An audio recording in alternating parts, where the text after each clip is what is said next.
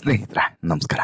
ಕನ್ನಡದ ಹಲವಾರು ಧಾರಾವಾಹಿಗಳಲ್ಲಿ ನಟಿಸಿದಂತಹ ನಟ ಪಾರು ಮತ್ತು ವಧು ಅನ್ನುವಂತಹ ಇತ್ತೀಚಿನ 2 ಧಾರಾವಾಹಿಗಳಲ್ಲೂ ಕೂಡ ನಟಿಸಿದಂಥ ನಟ ಕೊನೆಯ ಕಾಲದಲ್ಲಿ ಎಷ್ಟರ ಮಟ್ಟಿಗೆ ಬದಲಾಗಿದ್ದ, ಕೊನೆಗೆ ಗುರುತೇ ಸಿಗದಷ್ಟು ಬದಲಾಗಿದ್ದು ಮಾತ್ರವಲ್ಲದೆ ನಿರಂತರವಾದಂಥ 6 ತಿಂಗಳ ಕಾಲ ಸಾವು ಬದುಕಿನ ನಡುವೆ ಹೋರಾಟವನ್ನು ನಡೆಸಿ ಈಗ ಲೋಕವನ್ನು ತ್ಯಜಿಸಿರುವಂತಹ ಕಿರುತೆರೆಯ ನಟ ಶ್ರೀಧರ್ ನಾಯ್ಕ ಈಗ ನೆನಪು ಮಾತ್ರ. ಶ್ರೀಧರ್ ನಾಯಕ್ ಅಭಿನಯದ ಪಾತ್ರಗಳಿರ್ಬೋದು, ಸನ್ನಿವೇಶಗಳಿರ್ಬೋದು, ಇವುಗಳನ್ನು ನೋಡಿ ನಾವು ಮತ್ತೆ ಶ್ರೀಧರ್ ನಾಯ್ಕನ್ನ ನೆನಪು ಮಾಡ್ಕೊಳ್ಬೇಕು. ಆದರೆ ಈ ಶ್ರೀಧರ್ ನಾಯ್ಕ ಬದುಕಲ್ಲಿ ಸಾಕಷ್ಟು ಕನಸುಗಳು ಇತ್ತು ಅನ್ನೋದು ಬಹುಶಃ ನಮಗೆ ಎಲ್ಲರಿಗೂ ಕೂಡ ಗೊತ್ತಿರುವಂಥ ವಿಚಾರನೇ.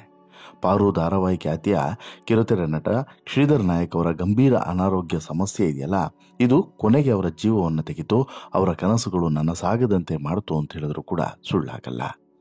ಸ್ಫುರದ್ರೂಪಿಯಾಗಿದ್ದಂಥ ಶ್ರೀಧರು ವಿಭಿನ್ನ ಪಾತ್ರಗಳಿಂದ ಕರ್ನಾಟಕದಲ್ಲಿ ಮನೆ ಮಾತಾಗಿದ್ರು, ಕನ್ನಡಿಗರ ಹೃದಯವನ್ನ ಗೆದ್ದಿದ್ರು. ಕೆಲ ತಿಂಗಳ ಹಿಂದಷ್ಟೇ ಅವರ ಆರೋಗ್ಯ ಹದಗೆಡಿತು, ಹಾಸಿಗೆ ಹಿಡಿದ್ರು. ಗುರುತೇ ಸಿಗದ ಲೆವೆಲ್ಗೆ ಬದಲಾಗಿ ತಮ್ಮ ಚಿಕಿತ್ಸೆಗಾಗಿ ನೆರವಿನ ಸಹಾಯವನ್ನು ಕೂಡ ಕೇಳಿದ್ರು. ಆದರೆ ವಿಧಿ ಅವರನ್ನ ಬಾರದ ಲೋಕಕ್ಕೆ ಲೋಕಕ್ಕೆ ತ್ಯಜಿಸುವಂತೆ ಮಾಡಿತು. ಒಂದು ರೀತಿಯಲ್ಲಿ ಇದು ದಾರುಣವಾದಂತಹ ಒಂದು ಸನ್ನಿವೇಶ ಅಂತಲೇ ಹೇಳ್ಬೋದು, ಅಥವಾ ಘಟನೆ ಅಂತಲೂ ಕೂಡ ಹೇಳ್ಬೋದು. ಶ್ರೀಧರ್ ಅವರಿಗೆ ಕೊನೆಯ ಆಸೆ ಒಂದಿತ್ತು. ಶ್ರೀಧರ್ ಅವರೊಂದಿಗೆ ತುಂಬ ಆತ್ಮೀಯವಾಗಿದ್ದಂತಹ ನಟಿ ಸೀತಾರ ಅವರು ಈ ವಿಚಾರವನ್ನು ಈಗ ಬಹಿರಂಗಪಡಿಸಿದ್ದಾರೆ. ಸೀತಾರ ಅವರು ಆ ಕೊನೆಯ ಆಸೆ ಏನು, ಆ ಆಸೆ ಯಾಕೆ ಈಡೇರಲಿಲ್ಲ ಅನ್ನುವಂಥ ವಿಚಾರವನ್ನು ಅತ್ಯಂತ ನೋವಿನಿಂದ ಮಾತನಾಡಿದ್ದಾರೆ. ಏನು ಹೇಳಿದ್ದಾರೆ ನೋಡ್ತಾ ಹೋಗೋಣ ಬನ್ನಿ. ಅದಕ್ಕಿಂತ ಮುಂಚೆ ನೀವಿನ್ನೂ ಕೂಡ ನಮ್ಮ ಚಾನಲನ್ನು ಸಬ್ಸ್ಕ್ರೈಬ್ ಮಾಡಿಲ್ಲ ಅಂದರೆ ದಯವಿಟ್ಟು ಕೂಡಲೇ ಸಬ್ಸ್ಕ್ರೈಬ್ ಮಾಡಿ ಸ್ನೇಹಿತರೆ.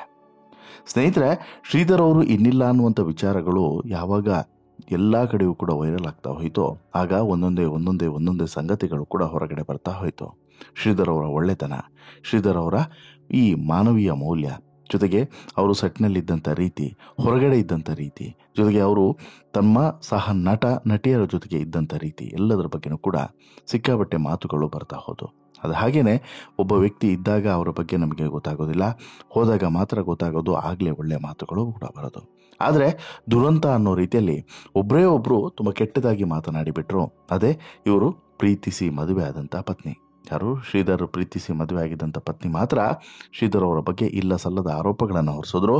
ಜೊತೆಗೆ ಇಲ್ಲಿವರೆಗೆ ಹೇಗಿದೆಯಾ ಗಂಡ ಆದವನು, ತಾಳಿ ಕಟ್ಟದವನು ಹೇಗಿದ್ದಾನೆ ಅನ್ನೋದನ್ನು ವಿಚಾರಣೆ ಮಾಡಿದೆ, ಹೇಗಿದ್ದಾನೆ ಅನ್ನೋದನ್ನು ಆಸ್ಪತ್ರೆಗೆ ಹೋಗಿ ಮಾತನಾಡಿಸ್ದೆ, ಹೇಗಿದ್ದಾನೆ ಅನ್ನೋದ್ರ ಬಗ್ಗೆ ಕಾಳಜಿಯನ್ನು ವಹಿಸಿದೆ, ಮಗನನ್ನು ನೋಡಬೇಕು ಅನ್ನುವಂಥ ಅಂತಿಮ ಆಸೆ ಈಡೇರದೆ ಎಲ್ಲವೂ ಕೂಡ ಹಾಗೆ ಉಳಿದು ಬಿಡುತ್ತಲ್ವಾ. ಆದರೂ ಕೂಡ ಆಕೆ ಮಾತ್ರ ಕೆಟ್ಟದಾಗಿ ಮಾತನಾಡಿದರೆ, ಆಕೆಯನ್ನು ಹೊರತುಪಡಿಸಿ ಬೇರೆ ಯಾರೂ ಕೂಡ ಶ್ರೀಧರ್ ಬಗ್ಗೆ ಒಂದೇ ಒಂದು ಕೆಟ್ಟ ಮಾತನಾಡಲಿಲ್ಲ.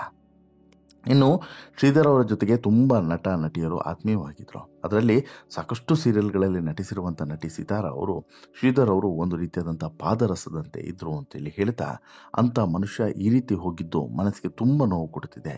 ಇದರಿಂದ ಅರ್ಥವಾಗಿದ್ದು ಏನಂತ ಹೇಳಿದ್ರೆ, ಇರುವಷ್ಟು ದಿನ ಆರೋಗ್ಯವನ್ನು ಚೆನ್ನಾಗಿ ನೋಡ್ಕೊಳ್ಬೇಕು. ಜೀವ ತಟ್ಟಂತೇಳಿ ಹೋದರೆ ಏನೂ ಅನಿಸಲ್ಲ, ಆದರೆ ನೋವು ಅನುಭವಿಸಿ ನರಳಾಡಿ ಹೋಗೋದು ಇದೆಯಲ್ಲ, ತುಂಬ ಕಷ್ಟದ ವಿಚಾರ ಅಂಥೇಳಿ ತಮ್ಮ ಬೇಸರವನ್ನು ವ್ಯಕ್ತಪಡಿಸಿದ್ರು. ಅಷ್ಟಕ್ಕೆ ಸುಮ್ಮನಾಗದಂಥ ಸಿತಾರ ಅವರು, ಶ್ರೀಧರ್ ನಮ್ಮ ಇಡೀ ಪಾರು ಟೀಮ್ಗೆ ಚಿಕ್ಕಪ್ಪ ಆಗಿದ್ರು. ನಾವೆಲ್ಲ ಅವರನ್ನು ಚಿಕ್ಕಪ್ಪ ಅಂತಲೇ ಕರೀತಾ ಇದ್ವಿ. ಎಲ್ಲರೊಂದಿಗೂ ಕೂಡ ಅವರ ಒಡನಾಟ ಚೆನ್ನಾಗಿತ್ತು. ಆದರೆ ಸಡನ್ನಾಗಿ ಅವರ ಆರೋಗ್ಯ ಹಾಳಾಗಿ ಹೋಯಿತು. ಅವರ ದೇಹ ಟ್ರೀಟ್ಮೆಂಟ್ಗೆ ಸಪೋರ್ಟ್ ಮಾಡ್ತಾ ಇರಲಿಲ್ಲ. ಅವರನ್ನು ಕೊನೆ ಬಾರಿ ಮೀಟ್ ಮಾಡಿದಾಗಲೂ ಕೂಡ ಹಾಸಿಗೆ ಮೇಲೆ ನಗ್ತಾನೆ ನಮ್ಮನ್ನು ಮಾತನಾಡಿಸಿದರು.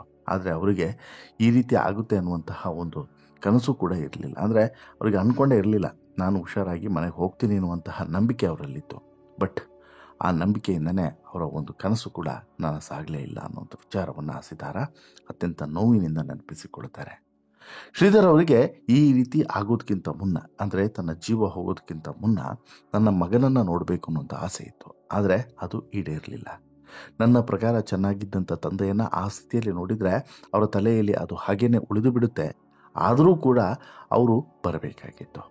ಆ ರೀತಿ ಉಳಿದು ಬಿಡುತ್ತೆ ಅನ್ನುವಂಥ ಕಾರಣಕ್ಕೇನೋ ಗೊತ್ತಿಲ್ಲ, ಅವರು ಬಂದು ಶ್ರೀಧರನ್ನು ನೋಡಲಿಲ್ಲ ಅಂತೇಳಿ ಅನಿಸುತ್ತೆ. ಕೊನೆಗಳಿಗೆ ನೋಡಲಿಲ್ಲ ಅಂತೇಳಿ ಅನಿಸುತ್ತೆ.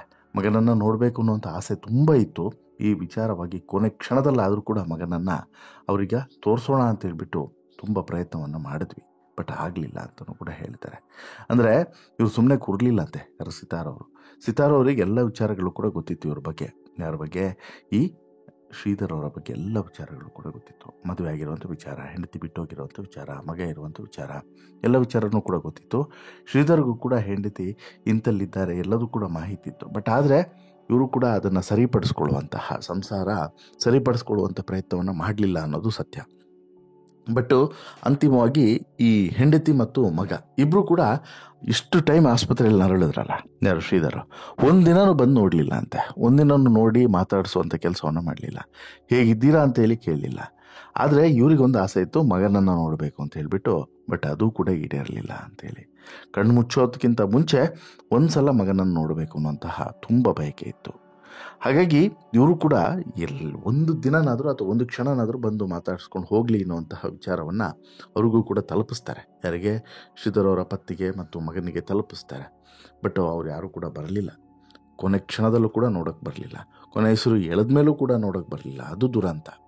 ಅಂದರೆ ಈಗ ಬದುಕಿರುವಾಗಂತೂ ನೋಡೋಕ್ಕೆ ಬರಲಿಲ್ಲ, ಸಾಯಿಲಿ. ಹೋದ್ಮೇಲಾದರೂ ಬಂದ್ರೆ ನೋಡೋಕ್ಕೆ ಅದಕ್ಕೂ ಕೂಡ ಬರಲಿಲ್ಲ.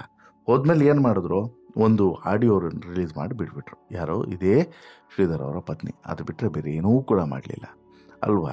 ಯಾವ ರೀತಿ ಮನುಷ್ಯರು ರೀ ನಾವೆಲ್ಲ! ಮನಸ್ಥಿತಿ, ಮಾನವೀಯತೆ ಜೊತೆಗೆ ಈ ಸಂಬಂಧಗಳ ಬೆಲೆ ಯಾವಾಗ ನಮಗೆ ಅರ್ಥ ಆಗುತ್ತೋ ದೇವರಿಗೆ ಗೊತ್ತು. ನಾವೆಲ್ಲ ಎಷ್ಟು ನಿಕೃಷ್ಟರು ಅಂತೇಳಿ ಅನಿಸ್ಬಿಡುತ್ತೆ ಈ ಘಟನೆಗಳನ್ನೆಲ್ಲ ನೋಡಿದಾಗ. ಅಂದರೆ ಸಂಬಂಧಕ್ಕೆ ಇಷ್ಟೇನ ಬೆಲೆ? ಒಂದು ಗಂಡ ಹೆಂಡತಿ, ಮಕ್ಕಳು, ತಂದೆ, ಏನೇ ಇರ್ಬೋದು ರೀ, ಭಿನ್ನಾಭಿಪ್ರಾಯ ಬಂದಿರ್ಬೋದು, ಮನಸ್ತಾಪಗಳಿರ್ಬೋದು, ಅಥವಾ ಬೇಸರಗಳಿರ್ಬೋದು, ಆ ರೀತಿ ಮಾಡಿದ್ರು ಈ ರೀತಿ ಮಾಡಿದ್ರು ಅನ್ನೋಂಥ ವಿಚಾರಗಳಿರ್ಬೋದು, ದ್ವೇಷಗಳಿರ್ಬೋದು. ಆದರೆ ಈಗ ಶ್ರೀಧರ್ ಹೋಗ್ಬಿಟ್ರಲ್ಲ, ಇನ್ನು ಯಾರ ಹತ್ರ ಇವರು ದ್ವೇಷವನ್ನು ಕಟ್ಕೊಳ್ತಾರೆ? ಆ ದ್ವೇಷ ಸಾಯೋವರೆಗೂ ಕೂಡ ಜೀವಂತವಾಗಿತ್ತು. ಈಗ ಸತ್ತ ಮೇಲೂ ಕೂಡ ಅದನ್ನು ಮುಂದುವರಿಸಿದ್ರೆ ಯಾರಿಗೆ ತಾನೇ ಪ್ರಯೋಜನ? ಏನು ಜನಗಳಪ್ಪ! ಇನ್ನು ಯಾವಾಗ ಇವರಿಗೆ ಈ ಚಿಂತನೆಗಳ ಬಗ್ಗೆ ಗೊತ್ತಾಗುತ್ತೋ ಅರ್ಥ ಆಗಲ್ಲ ರೀ. ಈ ವಿಚಾರದಲ್ಲಿ ಅವರು ಯೋಚನೆ ಮಾಡೋದು ಕೂಡ ಸರಿ ಇರುತ್ತೆ. ಯಾರು? ಸಿತಾರ ಅವರು ಹೇಳೋದು ಈ ವಿಚಾರದ ಬಗ್ಗೆ. ಅಂದರೆ ಈಗ ಕೊನೆಯದಾಗಿ ಅವ್ರನ್ನ ನೋಡಬೇಕು ಅನ್ನುವಂಥ ಆಸೆ ಇತ್ತು, ಯಾರು? ಶ್ರೀಧರಿಗೆ ಇತ್ತು. ಬಟ್ ಆದರೆ ಇವರು ಯಾವ ರೀತಿ ಯೋಚನೆ ಮಾಡಿದ್ರೋ ಗೊತ್ತಿಲ್ಲ. ಬಟ್ ಆದರೆ ಆ ರೀತಿ ಏನಾದರೂ ಯೋಚನೆ ಮಾಡಿದರೆ ಅದು ಸರಿ ಇರುತ್ತೆ. ಯಾಕಂದರೆ ಎಲ್ಲವನ್ನು ಕೂಡ ನೆಗೆಟಿವ್ ಆಗಿ ನೋಡಬಾರದು.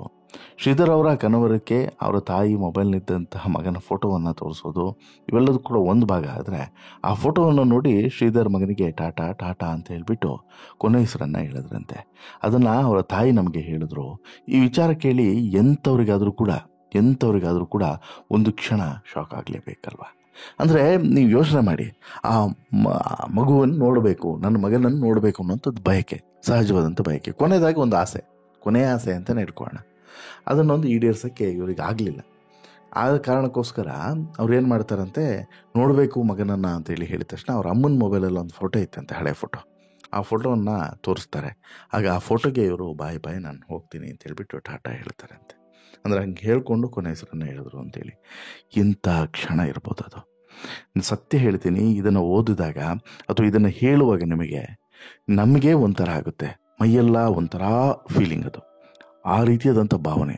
ಇನ್ನು ಆ ಹೆಂಡತಿಗೆ, ಆ ಮಗುಗೆ ಕಿಂಚಿತ್ತೂ ಕೂಡ ಈ ಕಹಾನಿಗಳನ್ನೆಲ್ಲ ಅಥವಾ ಈ ರೀತಿಯಾದಂಥ ಒಂದು ವಿಚಾರ ನಡೀತು ಅಂತ ಹೇಳಿ ಕೇಳಿದಾಗಲೂ ಕೂಡ ಏನು ಅನ್ನಿಸ್ಲಿಲ್ಲ ಅಂತ ಹೇಳಿದ್ರೆ ಅವ್ರದ್ದು ಹೃದಯನೋ ಅಥವಾ ಇನ್ನೇನೋ ನಮಗಂತೂ ಅರ್ಥ ಆಗಲ್ಲಪ್ಪ. ಯಾಕಂತ ಹೇಳಿದ್ರೆ ಎಲ್ರಿಗೂ ಕೂಡ ಸಿಟ್ಟಿರ್ತದೆ, ದ್ವೇಷ ಇರ್ತದೆ, ಅಸೂಯೆ ಇರ್ತದೆ, ಅಥವಾ ದ್ವೇಷ ಇರ್ತದೆ, ಎಲ್ಲದೂ ಕೂಡ ಹೌದು, ಒಂದು ಛಲ ಇರ್ತದೆ. ಆದರೆ ಈ ಮಟ್ಟಿನ ದ್ವೇಷ ಒಳ್ಳೆಯದಲ್ಲ, ಈ ಮಟ್ಟಿನ ಹಗೆತನ ಒಳ್ಳೆಯದಲ್ಲ. ಅದು ಕೂಡ ಗಂಡನ ಮೇಲೆ, ಅಪ್ಪನ ಮೇಲೆ ಈ ಥರದ ಹಗೆತನವನ್ನು ಒಂದು ಮಗು ಮೇಲೆ ಬೆಳೆಸುವಂಥದ್ದು ಒಳ್ಳೆಯದಲ್ಲ. ಯಾವ ತಾಯಿಗೂ ಕೂಡ ಒಳ್ಳೆಯದಲ್ಲ. ಎಷ್ಟೇ ನೋವು ಕೊಟ್ಟಿರ್ಬೋದು, ಎಷ್ಟೇ ನೋವು ತಿಂದಿರ್ಬೋದು, ನಾಳೆಯಿಂದ ಬೇಕು ಅಂದರೂ ಕೂಡ ಶ್ರೀಧರ್ ನಿಮಗೆ ಸಿಗೋದಿಲ್ಲ, ಬೇಕು ಅಂದ್ರೂ ಸಿಗೋದಿಲ್ಲ. ಅವ್ರ ಜೊತೆ ಸಂಸಾರ ಮಾಡೋ ಸಾಯಿಲ್ಲ. ಅವ್ರ ಮುಖವನ್ನು ಕೊನೆಯದಾಗಿ ಒಂದು ಸಲ ನೋಡ್ತೀನಿ ಅಂದರೂ ಕೂಡ ಅವ್ರ ಮುಖನೂ ಕೂಡ ಸಿಗೋದಿಲ್ಲ, ಮುಗಿದು ಹೋಗಾಯಿತು. ಆದರೆ ಬದುಕಿದ್ದಂಥ ಸಂದರ್ಭದಲ್ಲಿ ಹೋದ್ಮೇಲಾದರೂ ಬಂದು ನೋಡಿದ್ರ ಇಲ್ಲ. ಎಂಥ ಮನಸ್ಥಿತಿಗಳು, ಇಂಥವೆಲ್ಲ ಹೇಗಿರ್ತಾರೆ ಅವು ನನಗಂತೂ ಅರ್ಥ ಆಗೋದಿಲ್ಲ. ಸಹಜವಾಗಿ ನೋವಿರ್ಬೋದು, ಸಿಟ್ಟಿರ್ಬೋದು, ಆಕ್ರೋಶ ಇರ್ಬೋದು, ಅದೇ ಹೇಳ್ತೀನಲ್ಲ ಪದೇ ಅದೇನೇ ಇದ್ರೂ ಕೂಡ ಈ ರೀತಿ ಆದಾಗ, ಅಂದರೆ ಇಹಲೋಕವನ್ನೇ ತ್ಯಜಿಸಿದಾಗಲೂ ಕೂಡ ಅದು ಮುಂದುವರಿಯುತ್ತೆ ಅಂತ ಹೇಳಿದ್ರೆ ವಿಚಿತ್ರ ಮನಸ್ಥಿತಿ ಕಣ್ರಿ. ಇದನ್ನೇ ಸಿತಾರ ಅವರು ಕೂಡ ಹೇಳೋದು, ಇದನ್ನೇ ನೀವು ಎಲ್ಲರೂ ಕೂಡ ಯೋಚನೆ ಮಾಡಬೇಕಾಗಿರೋದು. ನಿಮಗೇನು ಅನಿಸುತ್ತೆ ಸ್ನೇಹಿತರೆ ಇವರ ಈ ಆಲೋಚನೆ ಬಗ್ಗೆ, ಇವರ ಈ ಯೋಚನಾ ಲಹರಿಯ ಬಗ್ಗೆ ನಿಮ್ಮ ಅಭಿಪ್ರಾಯ ಏನು? ದಯವಿಟ್ಟು ನಿಮ್ಮ ಅಭಿಪ್ರಾಯನ ಕಮೆಂಟ್ ಮಾಡಿ ತಿಳಿಸಿ. ಜೊತೆಗೆ ಈ ಸ್ಟೋರಿ ಇಷ್ಟ ಆಯಿತು ಅಂತ ಹೇಳಿದ್ರೆ ಲೈಕ್ ಮಾಡಿ, ಶೇರ್ ಮಾಡಿ, ಚಾನಲ್ಗೆ ಸಬ್ಸ್ಕ್ರೈಬ್ ಆಗೋದನ್ನು ಮರಿಬೇಡಿ. ಧನ್ಯವಾದ.